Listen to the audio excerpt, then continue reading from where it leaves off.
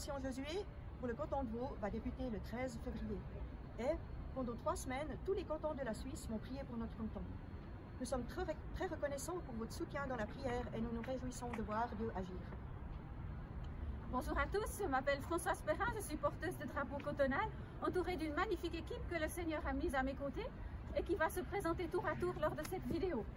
Le canton de Vaud est le 3e canton suisse par sa démographie, 815 000 habitants fin 2020, et le 4e par sa superficie. Il va du bord du lac Léman au sommet des Diablerets, au fond, au nord se trouve le Jura et il s'ouvre sur le plateau suisse. Nous sommes ici à Lausanne, sa capitale, tout en dénivelé à l'image du canton. Les Vaudois sont de bons vivants, les vignes ne sont jamais très loin.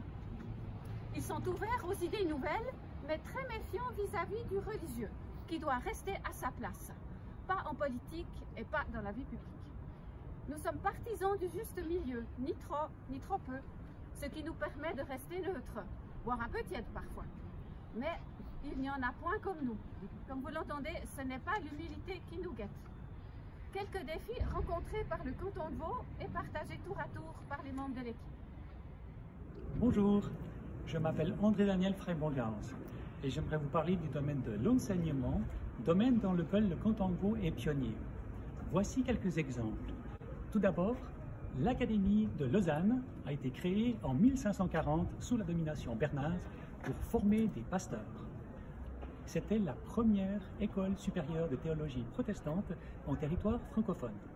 Ensuite, en 1859, a été créée l'école de la Source, école d'infirmières laïques qui était la première école de ce type dans le monde.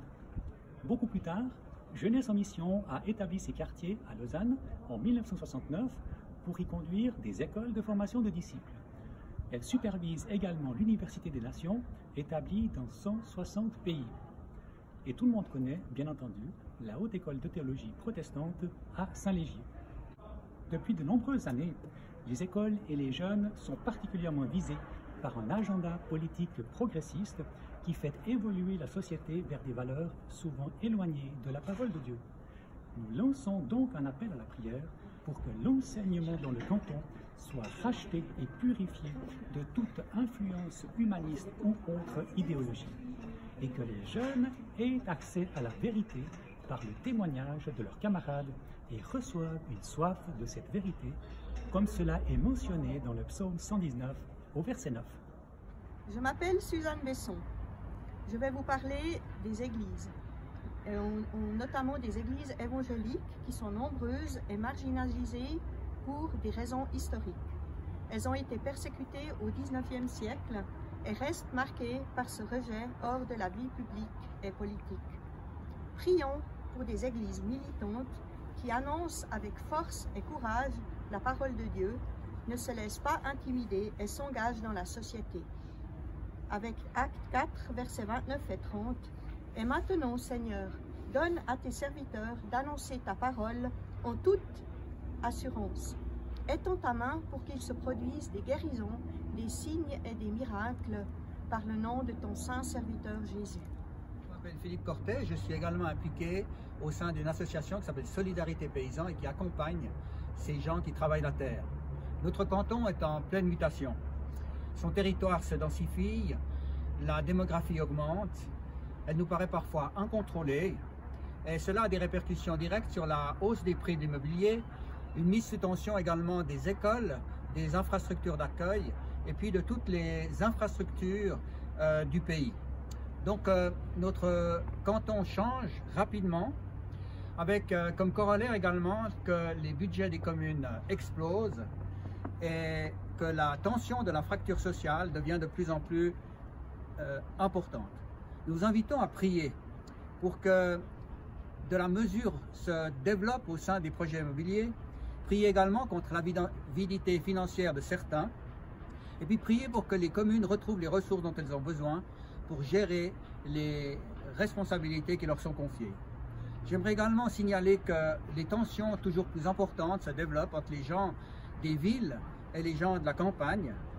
Des agriculteurs de mes amis ont été même agressés, pris à partie par certaines personnes soucieuses d'une écologie assez radicale, mais qui ignorent tout des exigences liées à la pratique de l'agriculture. Prions pour que la paix se retrouve, pour que ces professions retrouvent aux yeux de la population eh bien, toute la valeur qui leur est attribuée et que le respect et la bonne entente se redéveloppent à nouveau au sein de l'ensemble de notre population. Bonjour, je m'appelle Luce Gautreau et le sujet qui me tient à cœur concerne la forte population étrangère et le nombre élevé de frontaliers qui mettent sous pression le marché du travail. Prions pour que des lois justes, respectées et que toutes les injustices liées au dumping salarial éclatent au grand jour. Les centres d'accueil pour requérants d'asile sont pleins, voire saturés. Prions pour que l'Évangile et le témoignage de Jésus puissent les toucher. Je vous laisse les versets dans Lévitique 19:33 qui dit « Lorsqu'un émigré viendra s'installer chez toi, dans votre pays, vous ne l'exploiterez pas. » Il y a dans le canton de Vaud 310 communes et 10 districts. Nous recherchons donc des personnes responsables de districts qui puissent nous aider à mobiliser des intercesseurs porteurs de drapeaux dans chacune des communes du canton. Nous prions pour qu'un feu nouveau pour l'intercession et pour le Seigneur se déverse dans ce pays. Nous avons besoin de la sagesse du Seigneur pour diriger ce mouvement de prière, car nous croyons que la terre du canton de Vaud sera remplie de la glorieuse connaissance de l'Éternel, comme les eaux recouvrent le fond de la mer. Amen.